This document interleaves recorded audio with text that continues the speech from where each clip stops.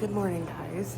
I am here at AMC, so we'll get like a little AMC tour, and then I'll try to get in my seat for the movie. So some of the posters have changed and some haven't. Supergirl is here. Truth, Justice, whatever. So that'll be a nice summer movie. The trailer is great. And then we have the SpongeBob movie, which I've heard is okay. So it's something that I've considered adding to the list before it leaves, so who knows. Maybe I'll do a double feature today depending on how things are. Then over here we have two different Mario Galaxy posters. I'll get in so you can see both of them.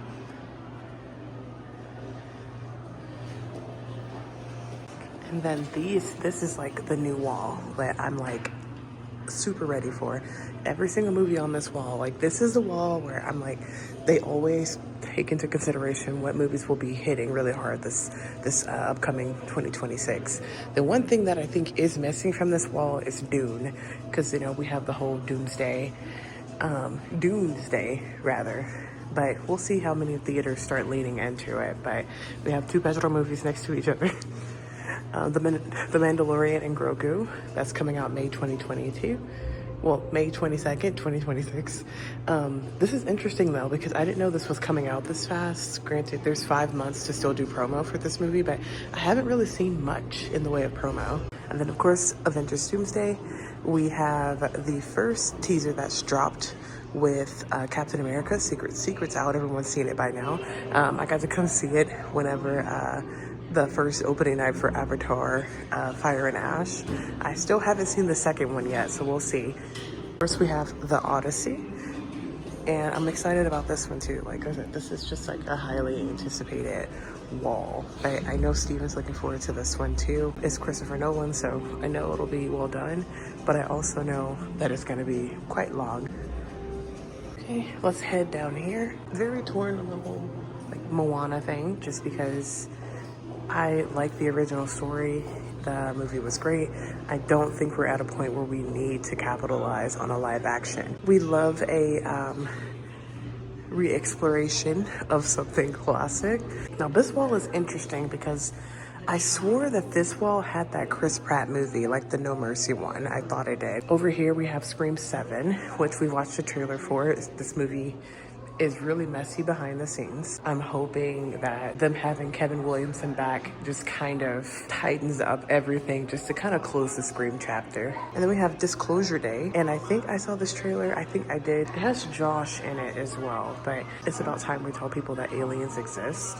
I think it's supposed to be the whole thing, but you know, Steven Spielberg is really good at that. So, and last but definitely not least, we have our Devil Wears Prada 2 little stand and repeat kind of cutout thing. It's super cute. Sometimes sequels are hard to land, but Meryl Streep wouldn't come back if it wasn't going to be good, and neither would Anne Hathaway.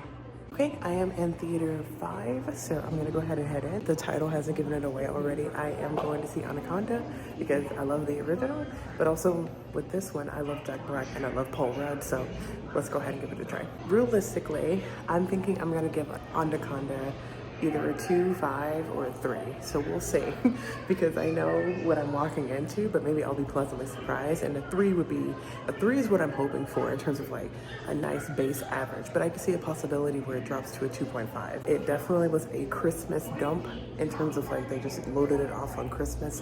So hopefully it's doing well in a sense of families deciding to choose it as another option that's not like a SpongeBob or I'm trying to think of what else, like an Avatar, something where people can sit down and it's quick and easy. So we'll see. We just got out of the movie and the verdict is 2.5 out of 5 geeks. That doesn't mean the movie was bad. It just means it wasn't like this stellar, breathtaking type of movie, but I don't think that that's the point. I don't think it needed to be. I adore Paul Rudd and Jack Black, and I just thought that they did a really good job just with the whole meta aspect of it and not taking things too seriously. I think we need more comedies like that. I've seen a few reviews where people have been like, oh, are these types of comedies back? And I think yes and no. I do feel like they don't need to be this elevated type of thing, but I do feel like if you're gonna make it that long, then you may have to. So I think the only critique I have is the movie was just a little too long for the type of plot it was. Like there were a lot of twists and turns and you thought this was happening, but then it wasn't, which is normally fine.